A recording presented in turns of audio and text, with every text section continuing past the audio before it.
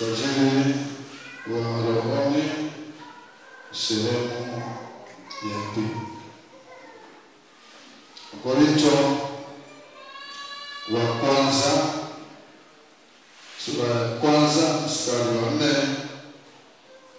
hadi mstari wa 9. Korinto wa kwanza sura ya kwanza mstari wa 4 hadi mstari wa 9. Tutasoma kama ilivyoandikwa. Namshukuru Mungu siku zote kwa ajili yenu, kwa sababu ya neema ya Mungu mliopewa katika Kristo Yesu.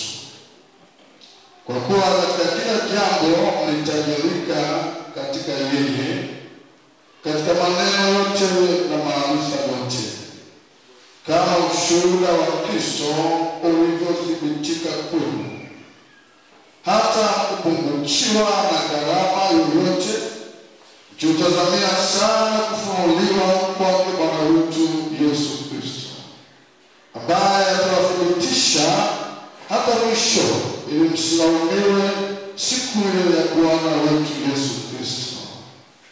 Mungu ni mwaminifu, ambaye niitwa na yeye mwingine katika ushirika wa mwanawe Yesu Kristo Bwana wetu, na useme amen.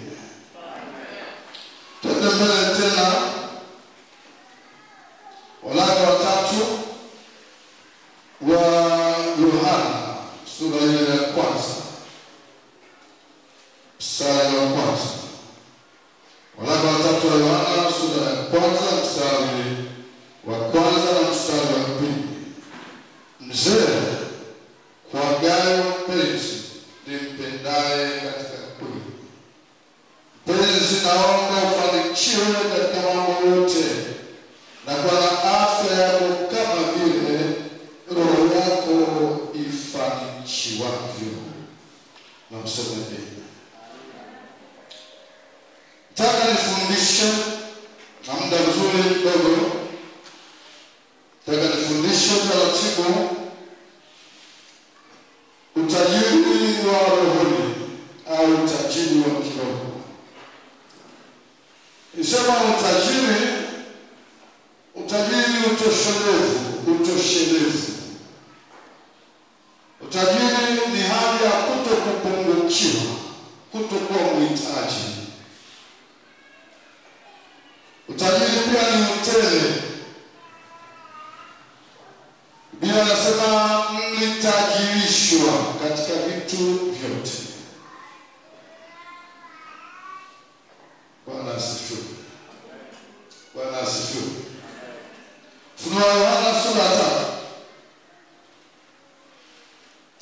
Ufunuo wa Yohana sura ya 3 mstari wa 17 pekee.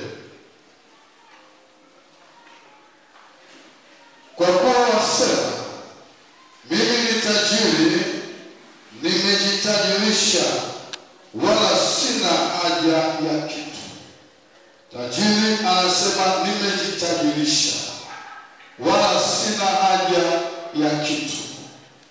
Paulo mtume anawaambia Korinto, mlitajirishwa katika mambo yote, wala hakupungukiwa na chochote. Wewe ndio tajiri. Nikasema uko utajiri wa aina mbili. Utajiri wa aina mbili, utajiri wa mwilini na utajiri wa rohoni. Utajiri wa mwilini nilisema nilikuwa na mali, nilikuwa na fedha, nilikuwa na mali, nilikuwa na vyanzo vingi vya mapato. Tajiri anaweza sio na vitu vyote kwa wakati mmoja, lakini tajiri anachokihitaji anaweza kukipata. Ni mbingu tu ambayo tajiri hawezi kuipata kwa kumwomba Mungu fedha. Bwana asifiwe sana. Bwana asifiwe. Nasema ni mbingu tu, ni kwenda mbinguni, ambapo ndipo tajiri hata kwenda kwa sababu ya fedha alizonazo. Anaweza kwenda popote, tajiri wa mali popote anaweza kwenda kujawilia kwenda, lakini hawezi kwenda mbinguni kama mahusiano yake na Mungu hayako sawa.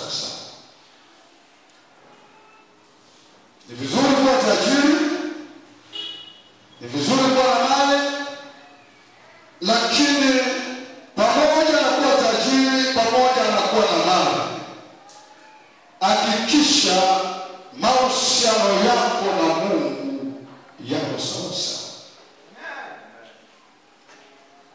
Bwana asifiwe sana. Haleluya. Haleluya. Unakuwa tajiri lakini umeokoka. Unakuwa tajiri lakini unamcha Mungu. Biblia inamtaja Ayubu. Ayubu alikuwa ni tajiri lakini alikuwa anamcha Mungu. Haleluya. Paka Biblia inasema mkumbukeni Ayubu. Paka Mungu anajivunia, anasema wamemwona Ayubu. Ayubu alikuwa anamcha Mungu. Ayubu alikuwa ni mwelekevu. Ayubu alikuwa ni mwenye haki. Ayubu alikuwa ni mwaminifu. Biblia inasema alikuwa mkamilifu. Bwana asifiwe. Haleluya. Kwa tunapotafuta utajiri wa mali, lazima pia tujali mahusiano yetu na Mungu yawe sawa sawa. Na utumie utajiri ambao Mungu anakupa, tumia nafasi ya fedha ambazo Mungu amekupa, tumia kumpa Mungu heshima. Heshima ya Mungu haipaswi kuletwa na watu wa dunia. Heshima ya Mungu inapaswa kuletwa na wana wa Mungu. Kwa Mungu anapokupa utajiri, unapotafuta utajiri, ni vema kutafuta utajiri. Ndio Paulo anaambia Timotheo, anasema matajiri wa dunia hii uwaambie wasitumainie utajiri wao, lakini wawe matajiri kwa kutenda. Bwana asifiwe. Haleluya. Wao wanasema mimi tajiri. Utajiri wako hatuoni kitu unafanya kwa ajili ya Mungu. Hatuoni. Wao tajiri, Mungu hana faida nao. Unasema nina duka, nina kiwanda, nina hiki.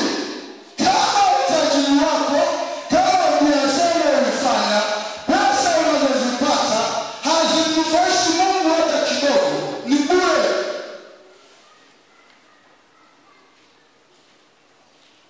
Bwana tusikie sana.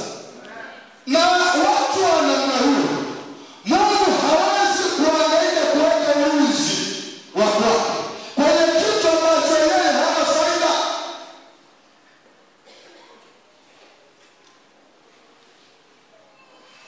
Haleluya. Haleluya. Jamaa shetani anamwambia Mungu, anasema wewe Ayubu sume mzingira kwa kidogo. Unapompa Mungu heshima, Mungu anaachilia ulinzi kwenye chanzo cha mapato yako. Mungu anaachilia ulinzi kwenye biashara yako. Abarikiwe Yesu. Abarikiwe Yesu. Tafuta utajiri, lakini mahusiano yako na Mungu yawe ni kipaumbele chako. Nisema matajiri ni watu wana faida kanisani. Mimi napenda matajiri. Haleluya. Haleluya. Napenda matajiri, hasa tajiri anayemcha Mungu. Ndio maana furahi naposikia mtu anafanya biashara anafanikiwa, Anauza genge anafanikiwa. Anauza suma tunda anafanikiwa. Najua huyu anauelekea utajiri wa mwilini. Napenda. Bwana asifiwe sana. Nisema tajiri akiwepo mahali, wakiwepo matajiri, akiwepo tajiri, kazi ya mtu ya watu wengi inafanywa na mtu mmoja tu. Kama kijitambua, mtu mmoja tu. Bwana asifiwe. Haleluya. Nimeongea mchana, jioni na ndio napigiwa simu. Ili kwani kuthibitisha ya kwamba ulichokisema, ya kwamba kazi ya watu wengi inayohitaji watu wengi inaweza ikafanywa na mtu mmoja tu. Mtu mmoja tu. Anasema nataka niweke vioo jengo lote. Mtu mmoja tu.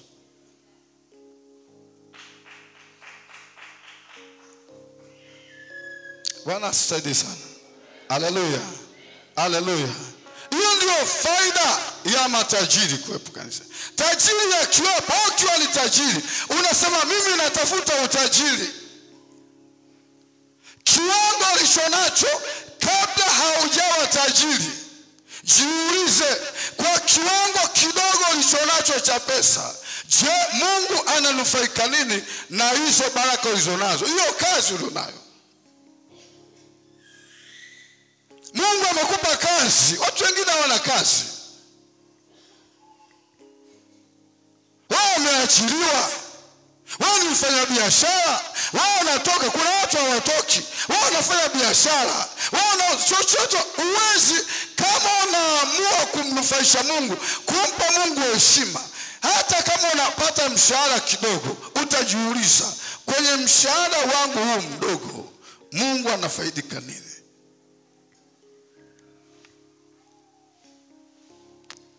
Bwana Yesu asifiwe sana. Bwana Yesu atusaidie. Nilimsikia mtumishi wa Mungu Yohana alikuwa anashuhudia hapa siku moja. Wakati ajali ya moto imetokea, maduka mengine yameungua, stores zingine zimeungua. Moto ulipofika kwenye fremu ya kwake, kwenye store ya kwake, moto ulipofika, moto ukazima.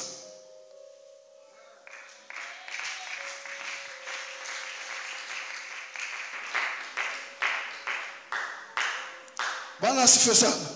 Moto haukuendelea. Kwa nini? Mungu anaangalia mtu ambaye anajua huyu napata faida kwake. Mungu anaweka ulinzi. Jeshi la malaika linaweka kituo kulinda kitega uchumi cha mtu anayempa Mungu heshima. Na bila Mungu uchumi wako, mali zako hazitakuwa salama. Ninasema mji usipolindwa na Mungu, yeye alindaye ukesha bure. Bwana asifiwe sana. Unaweza kujidanganya ukasema mimi natoa sadaka ya ulinzi, natoa hapa. Unatoa sadaka ya ulinzi ni sawa. Lakini je, unataka Mungu alinde biashara yako? Yeye Mungu ananufaika nini na biashara yako? Malaka hiyo unaoitoa ni kama umewajirimizi, umefanya Mungu kuwa ndio security guard wako. Yeye ndio atakuwa anakulindia biashara yako. Kwa hiyo sadaka unayoitoa, lakini yeye anufaiki na wewe.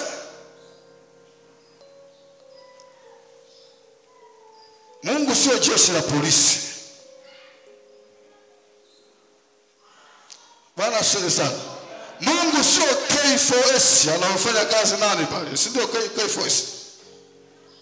Mungu sio kampuni ya ulinzi ambayo unaajiri kampuni ya ulinzi inakuja na kulindia mali zako, unaipa mshahara, lakini hizo mali za kwako, hiyo kampuni ya ulinzi haifaidiki na chochote.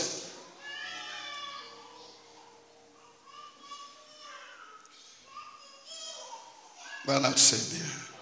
Bwana tusaidie. Haleluya. Toa sadaka ya ulinzi, lakini jiulize kwenye hizi mali nilizonazo, hii biashara nilionayo,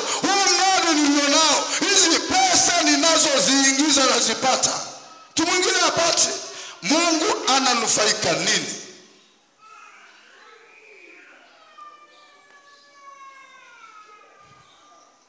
Bwana tusaidie sana. Haleluya. Walio matajiri waambie wawe matajiri kwa kutenda mema. Mpe Mungu heshima kwa kidogo ulicho nacho. Mpe Mungu heshima yake. Kazi kama hii, kazi kama hii, hii kazi hii, naona hii tiles, hii ni mtu mmoja amefanya.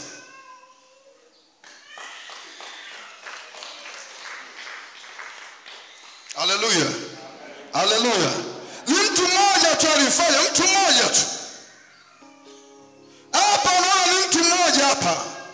Hapa kuna tiles hapa. Sio hii. Hii aliweka wanawake.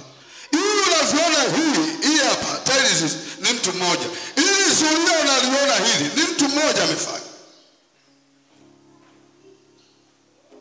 Mtu wa namna hiyo Mungu anasema akugusaye wewe anagusa mboni ya jicho langu.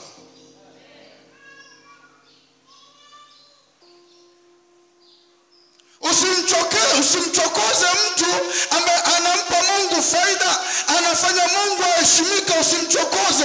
Ukimchokoza huyo unagusa mboni ya jicho la Mungu.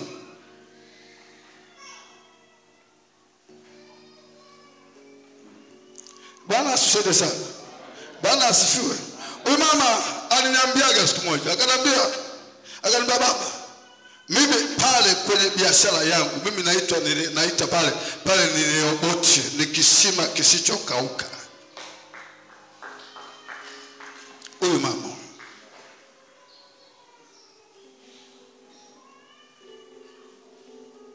akasema mimi pale mtu ajitahidi afanye, sio anadokoa, sio anafanyaje, mimi pale ni roboti, kisima kisichokauka.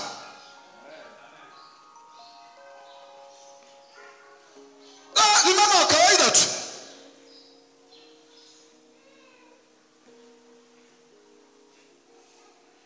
Haleluya, haleluya. Ni mama wa kawaida tu. Wewe unafanya nini? Unasema mimi nataka utajiri. Muomba hamna kitu, hamupati kwa sababu muomba vibaya. Ili mkipata mtumie kwa tamaa zenu wenyewe.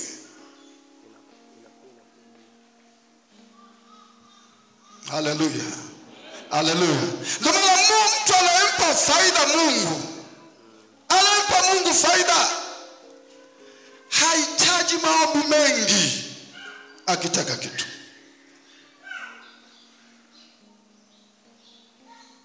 Kabla hajasema, kabla hajaomba, Mungu anampa. Sasa subiri sisi sasa.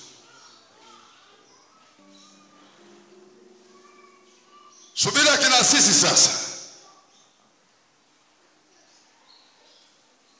Utapiga 3 kavu, hola. Utapiga 7, hola. Mungu nipa hiki, Mungu nipa hiki. Utaomba na kuomba. Utasema mbona tuafunga lakini Mungu huangalii?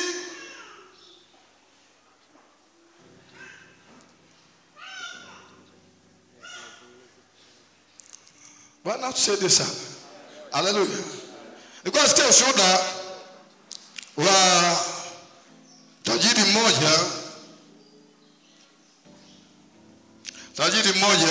Nilikuwa nasikia kwa mahubiri tu.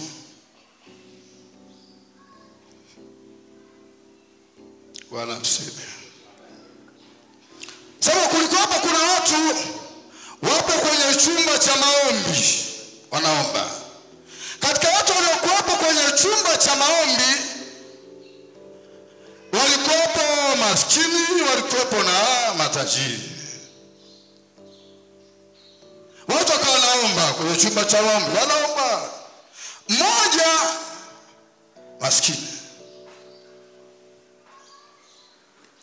Masikini akawa anaomba sema Mungu nipe kodi ya nyumba. Nipe kodi ya nyumba, na piga kelele kweli. Kwa sababu maskini anajua ukipiga kelele sana Mungu ndo anasikia. Mungu nipe. Akawapa tajiri mmoja anasikiliza. Yeye tajiri anaomba, anamuomba Mungu, ana mradi wake mkubwa wa mabilioni ya fedha. Anataka afungue mradi. Sasa anamuomba Mungu ampe yale mabilioni ya fedha. Yule tajiri akajiambia, akasema huyu anaomba na Mungu anajibu huyu, akimaliza yule atakuja nijibu na mimi. Maana tuombaji hapa tuko wengi, mpaka akimaliza wale aje anifikie mimi. Yule tajiri aliposikia maombi ya kodi ya nyumba ya yule maskini, akasema hili la kodi ya nyumba ili si la Mungu kulijibu, ili nalijibu mimi mwenyewe.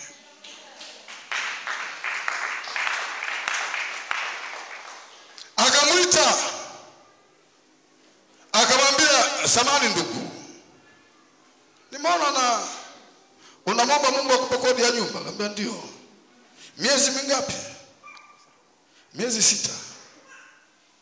Akaingia mfukoni, shilingi ngapi? 30,000 kwa mwezi. Jumla 180,000. Akaingia mfukoni akachukua 180,000, akamwambia hizi nenda kalipa kodi ya nyumba. Tunataka tupunguze waombaji hapa. Mungu ashughulike na mambo makubwa hapa.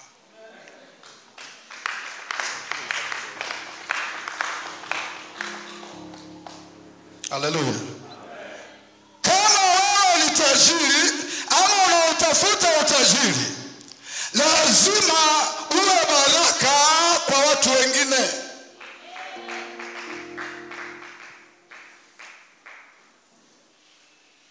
Bwana asifiwe. Haleluya. Uwe baraka. Ndio maana Mungu anamwambia Ibrahim, anasema nitakubariki na utakuwa baraka. Kuwa baraka ni nini? Kuwa baraka ni unakuwa supplier. Unaangalia wahitaji, unafanyika baraka, unamwita huyu, unamwambia chukua iende zako. Kuna watu hawahitaji kujibiwa na Mungu, wanahitaji Mungu awajibu kupitia wewe hapa.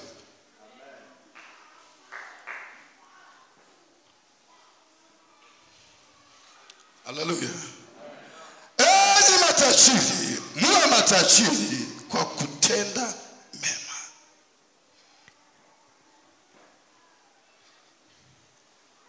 Haleluya. Haleluya. Pesa ulizonazo Mungu hana manufaa nazo, hizo pesa bure. Mbona mtu ni mgumu kweli? Yaani hata kama mimi naomba, kuna jina linakuja, nimwombee huyu, najua hili jina Mungu ananiambia huyu simwombee.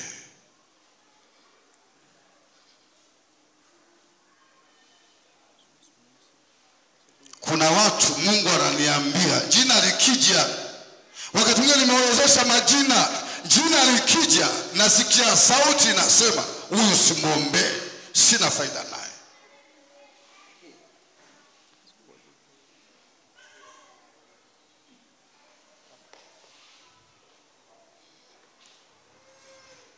Kwa jione mimi mbona niko salama?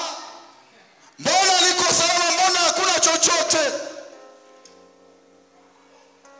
Anguko litakuja ni kubwa.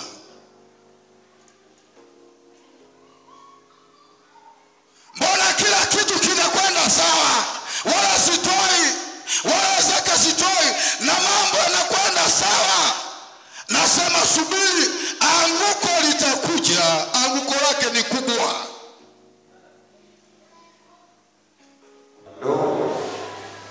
Naomba niweze kupata idhini ya Lecho Bwana msaidie. kuolewa na Oscar. Bwana msaidie. Mzazi anaweza kama Nasema hili neno la Mungu nasema anayesikia basi mtu yule ayasikia maneno yangu na kuyafanya atafananishwa na mtu mwenye akili aliyejenga nyumba yake juu ya mwamba, akachimba chini sana, mafuriko yakaja, mvua zikaja, ile nyumba haikuanguka kwa sababu imejengwa juu ya mwamba, msingi wake ni imara.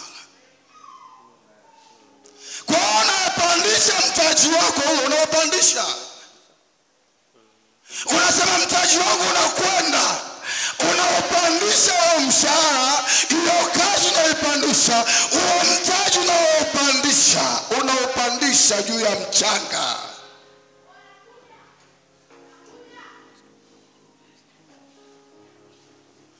Mafuriko yatakapokuja, haleluya, dhoruba itakapokuja, mvua zitakapokuja zikinyesha, anguko la hiyo biashara itakuwa kubwa.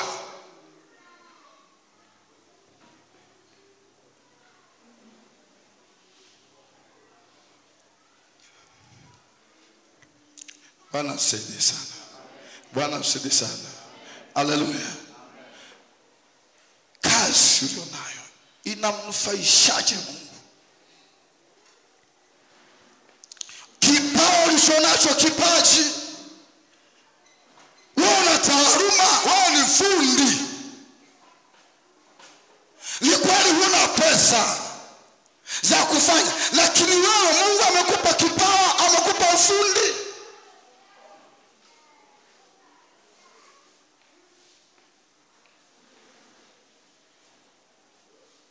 Bwana tusaidie. Ufundi ulio nao, ujuzi ulio nao, Mungu anafaidikaje nao?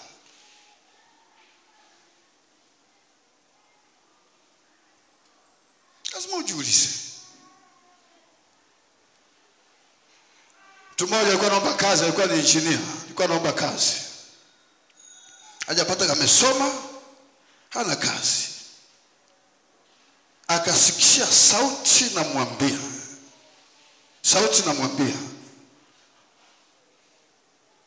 mahali fulani kuna mradi, kuna kanisa liko linajengwa, nenda kalijenge bure, usidai pesa.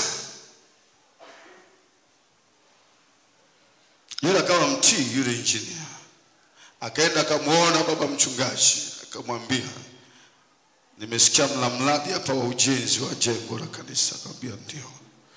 Mna engineer? Asema ma engineer tumewapata, lakini wametuchaji gharama kubwa sana. Yule engineer akasema, Mungu amenituma huu mradi huu, mimi nitakuwa engineer wa hili jengo, nitajenga bure, nitafuteni vifaa mlete, nitasimamia ujenzi mpaka mnakamilisha hadi mwisho.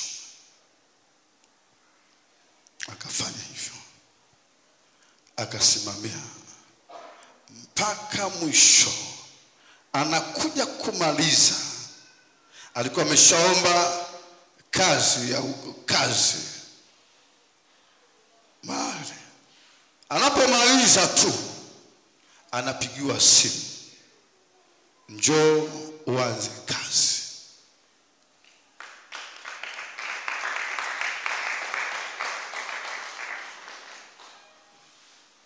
Hakuna mtu anafanya kitu kwa ajili ya Mungu,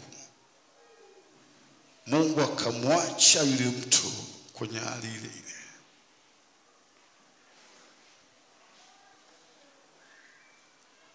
Bwana msaidie sana. Bwana msaidie. Kuwa baraka kwa watu wengine. Fanya, sababisha watu wengine wacheke, watabasamu.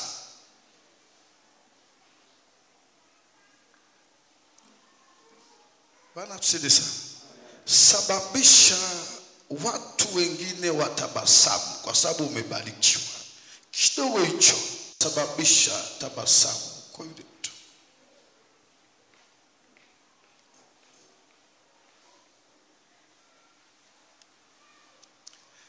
Bwana asifiwe. Utajiri wa mwilini ni mzuri sana, una faida kwa Mungu, unampa heshima Mungu. Mungu anaheshimiwa. Kazi ya Mungu inapaswa kufanyika kwa hali ya heshima. Angalia mabaa, watu wanavyojenga mabaa, wanavyoshindana Chamazi pale. Utapita pale Mikumi utaona watu wanashindana. Huyu anabomoa, huyu anajenga, wanashindana. Wanajenga mabaa kwa heshima sana. Wanampa heshima shetani. Kwa nini sisi tusimpe Mungu heshima?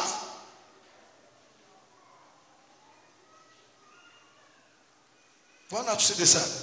Watu wachache kwenye uchache wetu kwenye unasema tunataka tumpe Mungu heshima. Tunaweza tukiamua.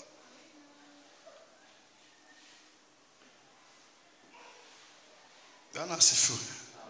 Haleluya. Ndugu zangu mnanielewa? Nazungumza hivi taratibu labda uelewe. Labda ya kuingie uyasikie.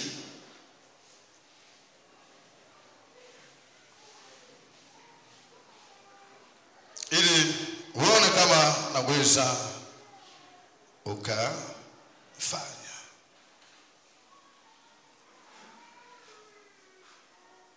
Kwa hiyo nikuombee kwa faida ya Mungu uwe tajiri kwa jina la Yesu.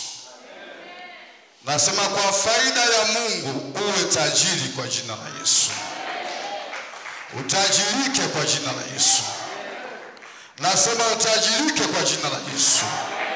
Nimeona watu walianza chini kabisa, lakini leo ni matajiri. Walianza wadogo, hawajasoma, lakini leo ni matajiri.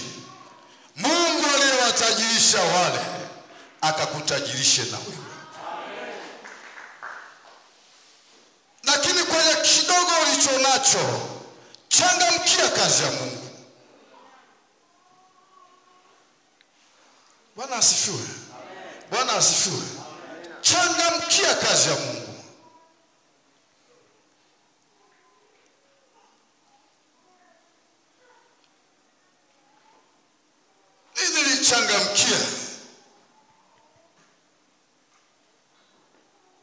Nilichangamkia kazi ya Mungu. Sikuwa nyuma. Sikuwa nyuma. Nilipookoka tu. Nilipookoka. Hivi na mmoja mtu ananipigia simu. Anasema piga mahesabu. Hii nilipanda. Niwaambia mchungaji piga mahesabu. Hii sakafu yote hapa ni mifuko mingapi? Niambie. Na fundi nitalipa. Mabenchi yote tunataka mabenchi ya gani? Niambie kiwango cha mabenchi unayotaka. Sio haya. Akaniambia nikatengeza mabenchi yote pale kanisa. Kabla ya viti vya plastiki havijaja. Ndio kanisa la kwanza kule, viti vya heshima. Watu wanakalia kanisani. Mimi ndio nilitengeneza.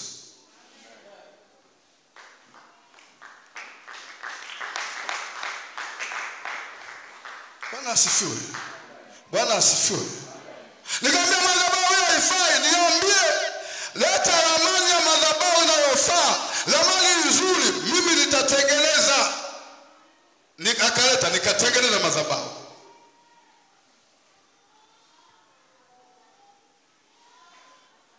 Jengo lilikuwa lina madirisha. Alina madirisha, nikasema madirisha yote haya, madirisha, milango, niambie ni thamani gani? Akaniambia, nikafunga madirisha yote. Nilipanda. Nikaishiwa. Nilipokuja kuishiwa, umekuja mkutano na muuza mke wangu tunafanyaje? Kwa hiyo akasema tuna kiwanja. Nikamwambia kile, akasema kila kiwanja huyu mama, kila kiwanja tukitoe kwa Mungu. Tulitoa kiwanja.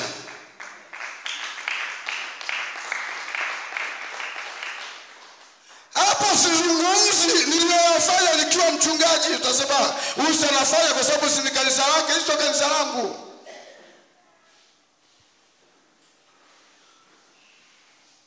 Haleluya. Haleluya. Nilifanya ni mshirika tu na Paulo. Na watu anawitwa kufanya kumtumikia Mungu. Ndio naambia, namwona mtu mmoja, namwambia tuna shida ya viti. Unakwenda nyumbani kwake, ana viti 10 kavipanga kwenye chumba chake. Unatangaza kanisa, jamani, kama kuna mtu ana kiti alete. Yeye anasema mimi viti sitoi, hivi viti ni akiba nitakapokuja kuanza kazi ya Mungu.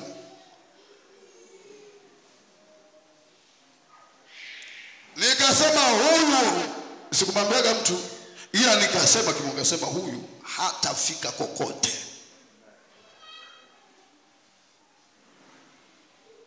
Kazi ya Mungu unapokuwapo muda huo ifanye. Unasubiri kiwa mchungaji ndio utajitoa, unajidanganya. Hiyo kazi utaifanya kwa pesa zako.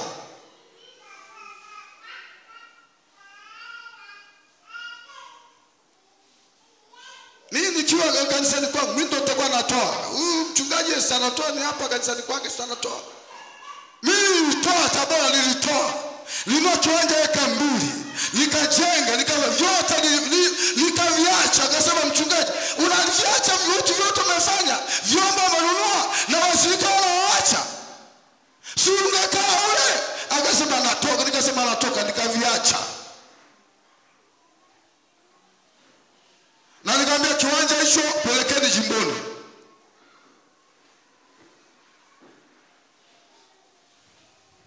Unamwona mtu mgumu kweli.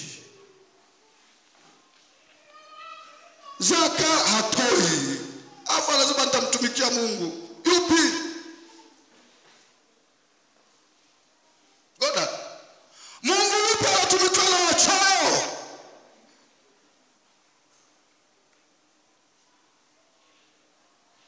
Kama hujapona, wewe kwenye huduma utafeli tu.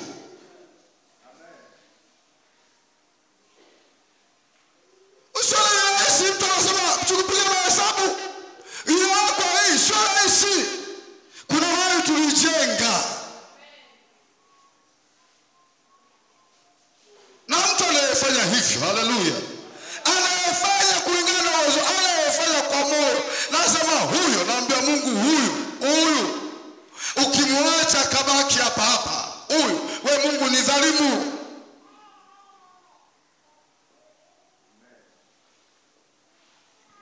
Na anasema mimi sio dhalimu, mimi ni Mungu mwenye haki.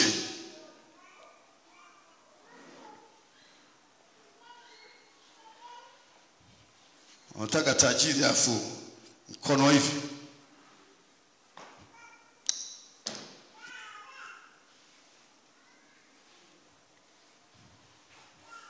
Bwana tusaidie. Haleluya. Muwe matajiri kwa kutenda mema. Bwana asifiwe. Haleluya. Kanisa likiwa na matajiri pita. Likiwa na matajiri. Ile milioni ngapi ile nyumba ile? Ile nyumba. Ila anaweza akachukua tenda mtu mmoja tu.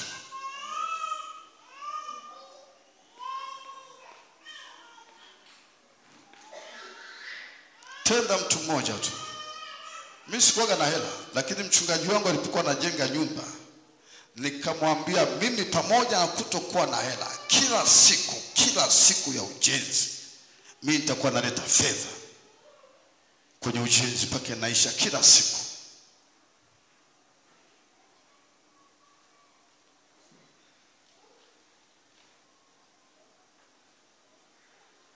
Bwana asifiwe. Bwana atusaidie. Kila siku. Kama unaweza ukajenga ukasimamia nyumba ya kwako peke yako Yohana, ikaisha peke yako. Sisi watu wengi namna hii. Nyumba ya mchungaji, nyumba ya baba yako mchungaji, haipaswi hata ifike mwezi wa 5, inapaswa ikamilike kwa 100%. Sio ya mchungaji kuingia na vumbi kwamba mimi sunini mimi nitaingia hivyo. Sio hivyo. Niliwaambia makatibu, mimi hata kama ni vumbi nitaingia, sitaingia kwenye vumbi.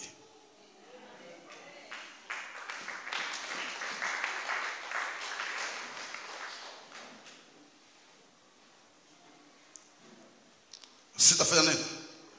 Uwezi ukamuingiza Mungu kwenye vumbi alafu kaa uko vizuri tu. Sitaingia kwenye vumbi.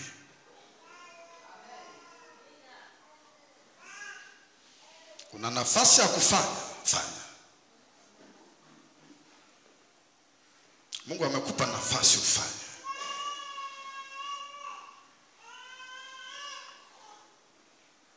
Bwana asifiwe. Bwana apewe sifa. Mungu amekupa nafasi ya kufanya. Fanya kwa moyo. Wala usiangalie mtu mwingine. Fanya. Angeweza kumuinua mtu mmoja tu akafanya. Lakini Mungu amekushirikisha wewe ufanye. Usipofanya, Mungu atafanya. Wangapi mmenielewa? Usipofanya, Mungu atafanya.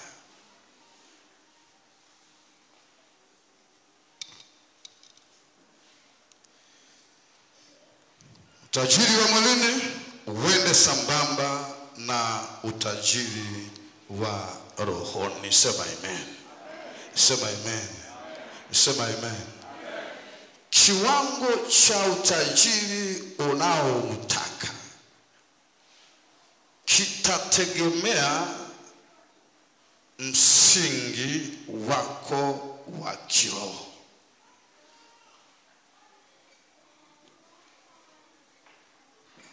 Msingi bora wa kiroho, manake mafanikio yako ya rohoni ndio yatakayoamua umbali gani wewe unataka uende.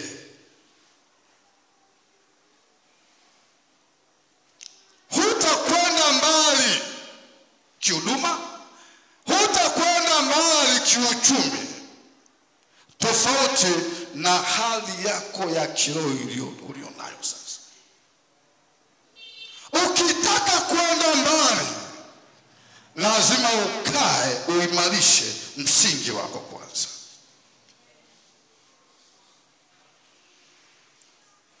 Bwana asifiwe. Msingi ukiwa imara, ndio utakaoamua uende mbali kiasi gani. Msingi ukiwa imara, ndio utaamua hicho kizuri unachokitaka ukipate. Msingi wa kiroho ndio tajiri wa rohoni. Nasema huyu ni tajiri rohoni.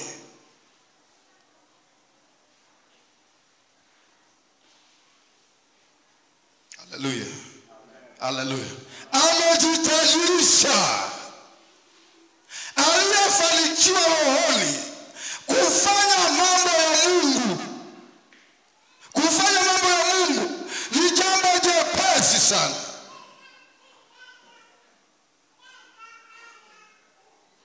Ukitaka kujua mtu aliyefanikiwa rohoni kwamba huyu ni tajiri rohoni,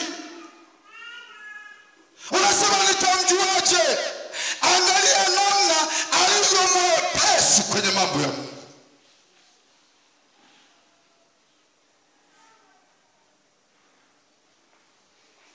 Halo. Halo. Angalia alivyo mwepesi kwenye kumtumikia Mungu. Kipaumbele chake cha kwanza ni kumtumikia Mungu.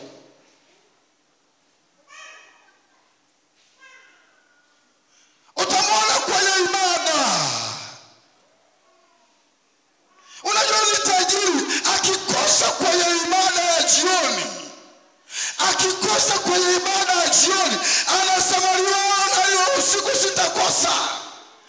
akikosa ibada anaugua.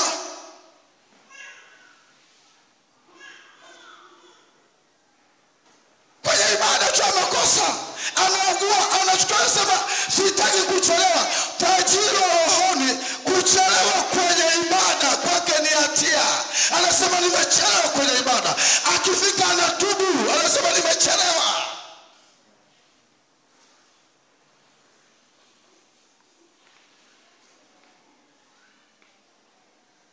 Bwana asifiwe. Haleluya. Tajiri wa ibada anasema tajiri wa rohoni anajua nimechelewa. Anapokwenda kwenye ibada anakwenda anakimbia, hasalimia na watu njiani. Yesu akawaambia na watuma nendeni msimsalimie mtu njiani.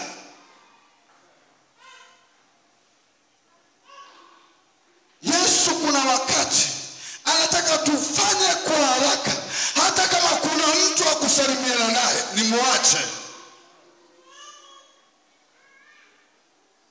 Mbona unakimbia hicho? Unakwenda wapi? Mbona mbio jasho la kutoka? Unasema na wa ibada.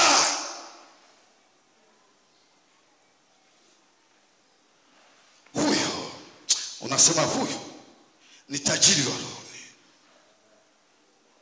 Tajiri wa rohoni hajisemi. Haleluya. Haleluya. Tajiri wa rohoni anajulikana na Mungu. Tajiri wa rohoni anajulikana na wengine.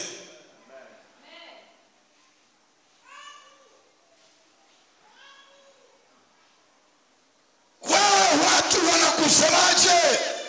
Yesu akasema, akauliza wanafunzi wake, je, uko mitaani watu wananisemaje mimi?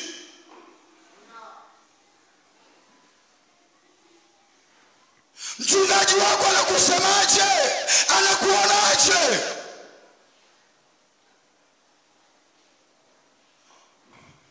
Lazima utafuta kujua kwa habari ya hali yako ya kiroho, watu wanakuonaje.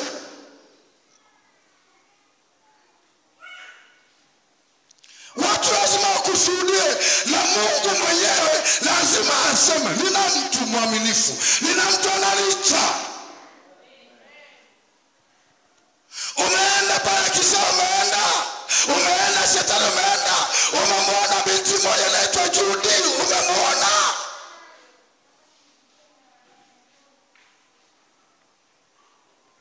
Pale yukoja Judy, anasema hakuna msichana anayenicha, hakuna msichana aliyemkamilifu kama yule binti.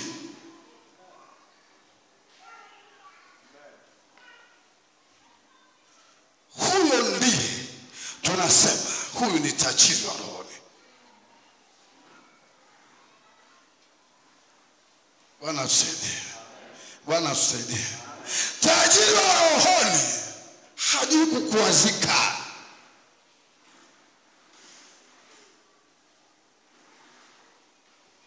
Tajiri wa rohoni hajui kuzira.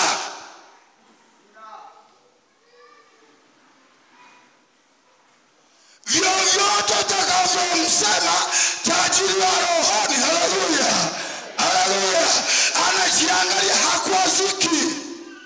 Ukiona mtu amesemwa, ukiona mtu amekosolewa, alafu anazira, huyo ni masikini wa rohoni.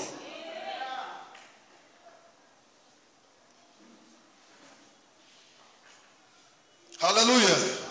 Haleluya. Tajiri wa rohoni ni kama mtoto mchanga, kama mtoto mdogo, ni mnyenyekevu.